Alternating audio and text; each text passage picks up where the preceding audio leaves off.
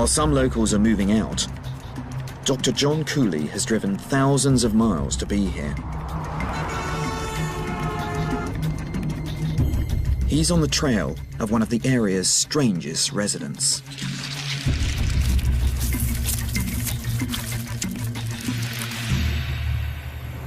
We have been driving around looking for the emergences for about 3.5 weeks.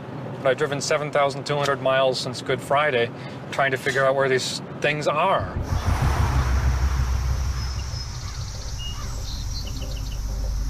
What makes these insects so remarkable is their bizarre life cycle. For 12 whole years, they live hidden underground in vast numbers.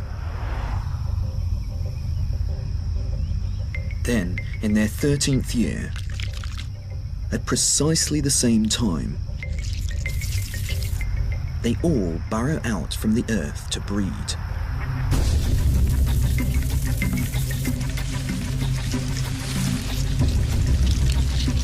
Well, at the full part of the emergence, there will be millions of insects out per acre. They'll be everywhere.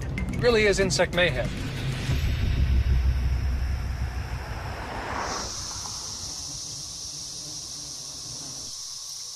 This is the periodical cicada. This one is a male, and you know that because on the abdomen there's a pair of organs called tymbals, and they're sound-producing organs. It's a little membrane, it's vibrated, it makes a sound. Yeah. I don't have to be frightened of these, do I? No, no, they're absolutely, God, they're coming for me. Absolutely harmless. They make wonderful pets. Really? Mm-hmm. They're quite ticklish. It's a harmless insect. It doesn't bite, it doesn't sting, nothing of that sort. Its only defense is a safety in numbers. By emerging in such vast numbers, each individual cicada minimizes its risk of being eaten. Because there are so many of them, their predators simply can't eat them fast enough. Well, you can certainly hear the cicadas. Yes, you can. There are probably millions of them up there. Millions? Yeah, millions. And what you probably don't realize is you're only hearing half the population. So only the males make these loud sounds. There are just as many females up there as well. And it's kind of extraordinary to think that, what, if we came here next year, we're not going to hear this sound at all? You're going to have to come back in 13 years. So 2024 is when you'll hear the forest singing like this again. Yeah, that's right. That's amazing.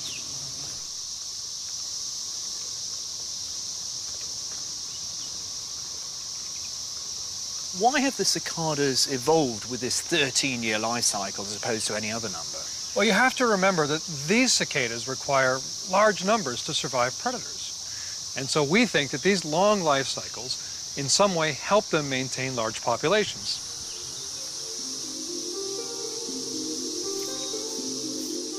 John believes that by appearing every 13 years, the cicadas minimize their chances of emerging at the same time as other cicadas with different life cycles. Because if they were to interbreed, it could have disastrous consequences. The offspring would have unusual life cycles. They're going to emerge a little bit here, a little bit there, some this year and some that year in small numbers. And that's key, because if they emerge in small numbers, the predators eat them.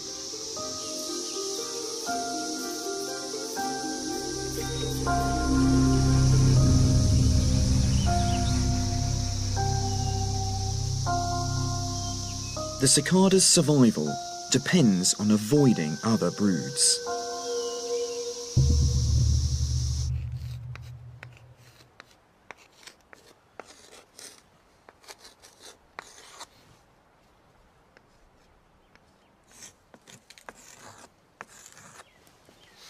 Imagine you've got a brood of cicadas that appears every 6 years.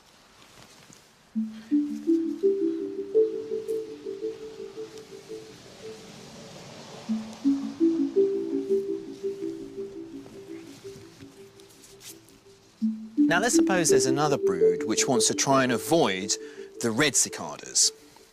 Now, one way to do that would be to appear less often in the forest, and that actually works. So let's suppose this brood appears every 9 years.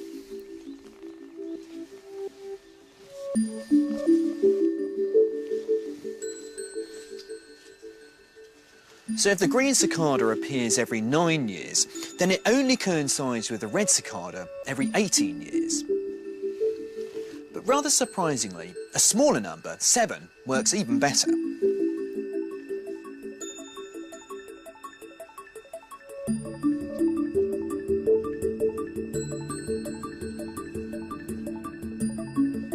Coming out every 7 years instead of every 9 means the cicadas appear together much less often.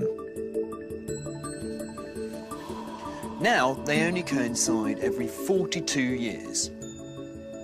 That's just twice every century.